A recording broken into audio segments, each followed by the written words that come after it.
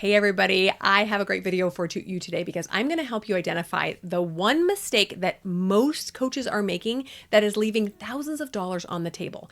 And I know that sounds strange, but it is true. There is one thing that so many of us hesitate to do and are really reluctant to incorporate in our business regularly, and it's costing us money. We could be making way more if we incorporated this tool. Are you ready for it? Hey, if you're new here, I am Bonnie. I have been building online businesses for the last 10 years while raising my giant family, and I have learned some really critical tools necessary to build your own online business, whether it's coaching, content creating, whatever it is that you have on your heart to do. I can help you, especially now that I am a certified life coach. We talk about mindset a lot. But today is a tactical episode, and I'm going to introduce you to this mistake because I think that if more coaches were aware of what they are doing, what they're leaving on the table by not doing this thing, they would change their ways in a heartbeat. Are you ready for it?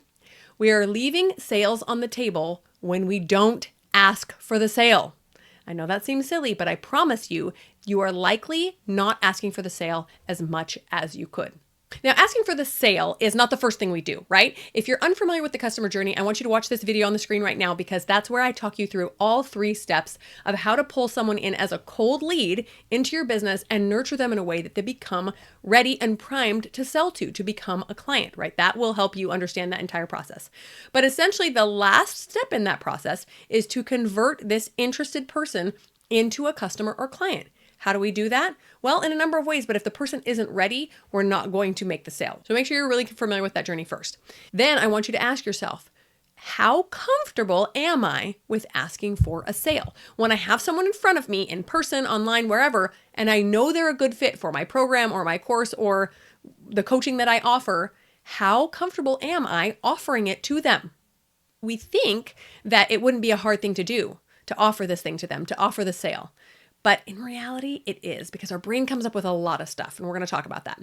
I've also noticed that for women and Christian women especially, asking for the sale is extremely difficult. We have lots of drama come up. Our brain starts spinning out stories, and we tell ourselves that they're not going to want it, or there's something wrong with me, or it's too expensive, or whatever it is, so that we can get out of actually offering them the sale. But this is one thing that I can guarantee will increase your earnings by not just a little, but a lot if you can get extremely comfortable with selling and asking for this sale on a regular basis. Even though it is the last step in the customer journey that I was just talking about, I would argue that it is the most important because you can meet people all day long online. You can nurture them through your process. You can teach them and give them results for free. But if you're never actually asking for the sale, you don't have a business. You just have a charity. In my experience, what my clients love to do is they want to nurture all day long. They want to send out emails and post on social media and help people for free all day long because that feels really good, doing what they love for free. And if necessary, they will attract new people in by doing some lead generation strategies, right? But their priority for asking for a sale is generally dead last. It brings up a lot of drama for them. Why? Well, this is what your brain does. It says, I don't want to be salesy. Nobody wants what I have. I don't want to be annoying. Or they know where to find me. I'll just leave it up to them. When they're ready, they'll come get me. That doesn't work. It works maybe 1 in 75 times. Someone will be that desperate that they will hunt you down and ask you for your payment link and throw money at you. Most of the time, they need to be sold to. Now, I understand that when I say sell to someone, you probably have some drama there. You might be visualizing a used car salesman or someone at the appliance store during a Memorial Day sale, and they are hard selling. That is not what I'm talking about.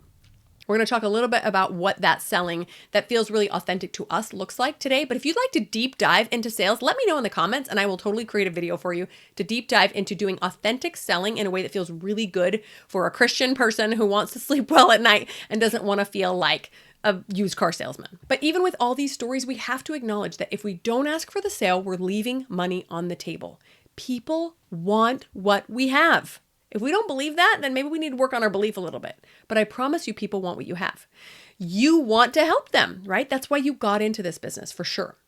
But not converting them from interested to clients ensures that they will never get the full amount of help that they need. They will never get that full transformation. They will just get little pieces here and there based on whatever free content you're putting out there. Now, let me give you guys a visual here, an analogy to help you understand. What if you had a friend who was dying to find the perfect pair of shoes? Maybe she had some foot pain that was really bothering her. Maybe she was on her feet all day at work. She wanted something that was cute and it went with everything and it was a good price and kept her feet from hurting. Let's say you had those shoes. You had actually used them for years, you loved them, and you were selling them because you didn't need them anymore. But you never told her where to get them or that you had a pair or how much they cost because you didn't want to seem salesy. That is not a good friend. That is a terrible friend. Your friend is suffering and has told you, I need help in this way, and you are not offering her the help that she needs. Why? Because you don't want to come across as a certain way?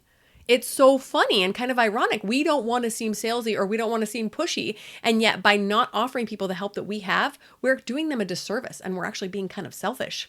So if you think about it in that way, maybe that can help your brain get a little bit more used to the idea of offering something you have and are really good at for cold hard cash, because that's how we get transformations is we invest, right? We invest our time and our money into it. And the coach shows up better too when they're being paid. That's how they're going to get their transformation. And that's how you are going to build the business that you want. So just remember, you are shortchanging yourself and more importantly, your audience by not asking for the sale. So what does asking for the sale look like? I'm going to break it down for you to make it as easy and as painless as possible. If you get these 5 things in place, I promise you that sales will come so much easier, so much more naturally. You will get great at them and your business will grow. Guarantee it. Are you ready? Okay. Number 1, get your head right. I'm a life coach. I have to tell you to get your head right. Okay. You cannot be spinning stories about how you're salesy and spammy and people don't want what you have. Pay attention to the narratives going through your brain. Stop thinking that you are asking your audience for something. You are not asking them for anything except for them to believe in themselves enough to invest in themselves. All right. You are not asking for a favor. This is not a favor you're giving. This is a transaction where they show up and invest in themselves. You show up and invest in them and they walk away with the transformation. Okay. That's a very, very critical distinction. You're also not wanting to feel needy or graspy. If whatever stories you're holding onto in your head is creating neediness or graspiness, it needs to go. You need to take a look at these, okay? The quicker you can acknowledge that your perfect clients are out there and they are dying for your help, the quicker you will get in the right headspace for sales. So for example, let's say you show up to a consult call and the stories playing in your head are, I really need her to buy. I really need her to buy. I just really want to make this money. Or, oh gosh, it doesn't seem like she's interested. Oh gosh, I don't think she has this money. Oh, that she's going to think this is expensive. All of these stories that are not serving us and they're not serving our client because we don't know what's going on in her head versus it sounds like I could really help her. These are just your stories in your head, right? Sounds like I could really help her. And even if I couldn't, I bet I could give her some resources to help her in another area, right? Let me just come with an open mind and hear what she has to say. Let me just come and with zero drama, listen to her problems and see if we can help each other. Doesn't that feel so much cleaner and better and more beautiful than coming with this neediness or graspiness, right? So get those stories straight, get your head right. Number 2, make sure you are only asking for the sale to a warm audience. Like I said, that 3-step customer journey, you need to be very familiar with it. A warm audience is one that has been around for a while. These are not people that you just picked up from Facebook ads or you just got from a bundle you did with a friend. These are people who have been on your list for a while. They are people who know you, who trust you, who have come to your events, who have maybe interacted with you in some way or another. People you have already helped. They need to be people who have seen you do your work, people who have gotten some sort of mini transformation from you already, and they need to be people who are ready to take that next step. Remember, it's like dating. We are not proposing marriage on the first date. We're not meeting someone online being like, here, buy my $3,000 course. No, we're not doing that. We are warming them up until they know that they like us, they trust us, they know we can get them a transformation, and then they give us their money. If we sell too far up the customer journey with cold leads, that's when it feels salesy and spammy. Have you ever had someone send you a cold DM out of nowhere and being like, hi, I love what you're doing. Do you want my thing? You're like, no, I don't know you from anybody. Get out of my DMs. It's annoying, right? You want people that you have developed a relationship with. Okay, number 3, make sure that your offer and the transformation you give people are extremely clear. Let me give you an example. Here's mine currently. I help new or stuck life coaches get clients through my 12-week coaching program. It's $2,000. Boom. Any questions, right? Very simple, very clear. They know exactly what they're getting. Or another one, maybe you're a parenting expert. I help moms stop yelling at their kids through my digital course in just 8 weeks. It's $800. Okay. So you are giving them, you're telling them the problem that you solve. You're telling them how you're doing it, the solution. This is the coaching package or the program or the course, and you're telling them the price. Done. And then you stop talking. And then you don't get rambly, right? Then you just let them think about it. They know the details and you just let them think, okay? The clearer this can be in your own mind, the better you will communicate it and the clearer it will be in their heads. If you're not sure what you're selling when you show up to a consult call or however you're selling, like an online event or wherever else you choose to sell, it's going to come out a train wreck. You want to be extremely clear. And you don't want to have a million options, because what you do is when you feel uncomfortable, you're going to start sharing more things like, or you could do my group call, or you could do my one-on-one, or I have a VIP day. It becomes muddled and confusing. You give them too many choices. Give them one choice, a yes or a no, and let them decide. This absolutely requires practice. Do not expect to get on a call with somebody and seamlessly share your offer without any stumbles or mistakes and expect them to accept it right away. This is just going to take practice. If you don't want to keep practicing on live calls with potential clients, practice with friends and family. Call up a friend. Do you have a friend who you can just practice your spiel on? Say, hey, I'm going to offer you something and you give me feedback, or maybe you guys can just role play for a while. You can tell your friend, tell me what hesitations you might have when I give you my sales pitch, right? And then you guys just play back and forth and you get to practice selling over and over and over. You don't want to sound anything but confident when you sell this thing to people. You don't want to stumble. You don't want to sound confused, because if you're confused, they're going to be confused, right? You want to be completely confident and know that what you are offering will give them a transformation and completely change their life. All right, number 4, you want to personalize the sale to the person you're talking to. So let's give you an example. Let's go back to that used car salesman, right? Let's say I walk in with my family with a bunch of little kids and I say, I'm looking for a minivan and it needs to have this, this, this, this, and this. And he says, okay, I know you like minivans, but have you seen our Jaguars over here? They're phenomenal. They're so fast. Everybody's going to think you're so sexy and amazing. And I'm going to be like, do you see my children? A Jaguar is not going to work for me. I need a minivan. And he's like, no, but the Jag. Okay, this is silly, right? We know that's not a good fit. Not saying I wouldn't drive the Jag in my time off, but for a busy mom looking for a minivan, give her the minivan, sell her the minivan. This doesn't mean you have to change your offer if somebody doesn't like what you have. You can just say, okay, it's not a good fit, but you can personalize your pitch in a way to make it fit the person. This is why one-on-one consult calls are such a great way to sell your program. So for example, you see me online, you think, oh, she might have what I need to help build my business. You schedule a consult call with me, we chat, and I realize that you actually have experience in tech. A lot of my clients don't have experience in tech, and so they struggle with the technology. But I realize you don't struggle with the technology. Instead, you struggle with the mindset. So I am going to talk a lot about mindset on that call. I'm going to touch tech very little, right? Because why would I tell you all about how I can help you get the tech set up when you've got that covered? That's not even a need for you. Instead, you can't get those poisonous thoughts out of your head and you never actually work on your business because you're thinking about what a fraud you are all the time. So you're just going to tweak your pitch just a little bit based on the problems these people tell you, which is why you have to listen first. If you get someone on a consult call, do not talk their ear off. You listen 75% of the time, talk 25% of the time, okay? Let them tell you their problems. Let them tell you what they have tried in the past that has failed. Let them tell you just how desperate they are, and then repeat it. So what I'm hearing you say is that you've tried this and this and this and it hasn't worked. What I'm hearing you say is that you need someone who can help you do this. So hear them out, show them how your solution is perfect for them, and then promise them you can give them what they need. Now the caveat here is, don't promise them if you can't give them what they need. If it feels like it's not a good fit, let them go. This is why step number 1 is step number 1. If you don't get that head clean, if you don't stop those graspy, needy thoughts, you're going to say yes to clients that are not a good fit. And it's going to be a bad experience for you and a bad experience for your clients. Only say yes to the clients that are a good fit. And you can do that by talking to them, listening to their problems. And then have the integrity to say, you know what?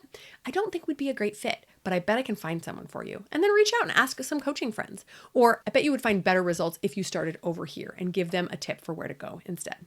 All right, number 5, make sure your business is set up with lots of opportunities to sell. Since we know our sales pitches need to check a lot of boxes here, right? They need to be only given to warm audiences.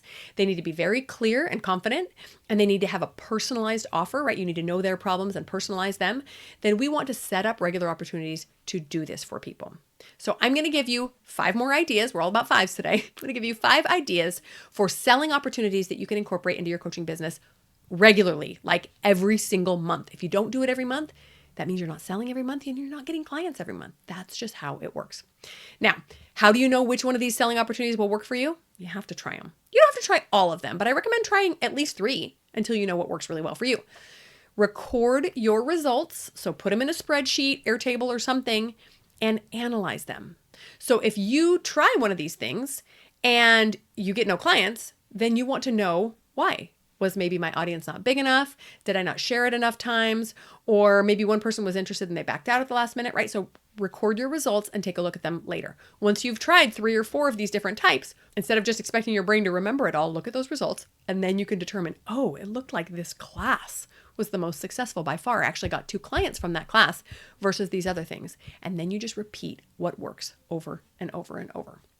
Now, before I get into these selling opportunities, just know that each of these could be paid or they could be free. And again, we don't know what's going to work until we just test it. I wish I had a magic answer for you, but go ahead and test it. Testing it free is generally the best way to start if your audience is small, because people are still learning to trust you. But if you have a larger audience, go ahead and ask for a few dollars for some of these things. It can often bring in an audience that is a lot more invested and more committed because they've put money behind it. Are you ready? Here are the 5 ways that you can sell your coaching, and you should be trying these regularly. Number 1, a webinar or a masterclass. So this is a live virtual training. You do it online, you do it live, and you chat with people and you give them lots and lots of value. You're teaching something. And if you'd like, you can do some coaching or some sort of hot seat feedback at the end with someone, okay? Live webinar. Number 2, a live in-person training. Or if what you do is a little bit more suited to doing things in person, like maybe you are a yoga coach, then you might want to do sample classes in person. Or any other free presentation or class that could really give people an idea of how you help them. Number 3, a live challenge. I am in the middle of my first live challenge right now, and I am loving it. It is so much fun. It's a 5-day challenge. I'm teaching a new foundational element for business each day. And then at the end of the call, I'm bringing someone on the call and we're talking about their business and giving them some live help. It's been really fun. I've had a really great response from my audience, and I think it's going to yield some sales. Number 4, a one-on-one consult call. So like we were saying, you get somebody on a call who's interested in possibly working with you, you hear their problems, you personalize the offer to them, and then you offer the sale. And then the 5th one is some sort of event where they can just come ask you questions. You could call it office hours. That's what I do. Every Thursday I have live office hours. It could be a Q&A. It could be an ask me anything call. Sometimes people just want to pick your brain a little bit. So allow them to come and do that. So as a review, a webinar or a masterclass, a live in-person training, a live challenge, a one-on-one consult call, or office hours or a Q&A call. Any one of those could work. And that's not the end of the list. I'm sure you could come up with more ideas, but these are all ones that have worked pretty well for me and for other coaches I know.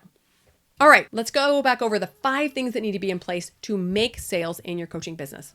Number 1, get your head right. Number 2, make sure you're only asking for the sale to a warm audience. Number 3, make sure your offer and transformation are extremely clear and you feel very confident. Number 4, personalize the sale to the person you're talking to. And number 5, make sure you have lots of those sale opportunities like the 5 I just listed. Please, please, please do not be afraid of sales. They are really, really fun. This is where we can really shine. This is where we can really offer an incredible transformation to people and give them the opportunity to change their lives. But we have to do it in a way that feels authentic to us, that feels good to our audience, and that is going to yield the best results. So I'm going to challenge you, go out and schedule at least one sale opportunity and pitch to your audience and tell me what happens. Speaking of, if you want to come join me for office hours, they are free every single Thursday, 1 o'clock Mountain Standard Time. I'll include the link in the description. Come join me, ask me any question you have. Happy to help you with whatever you're working on in your business. See you next week.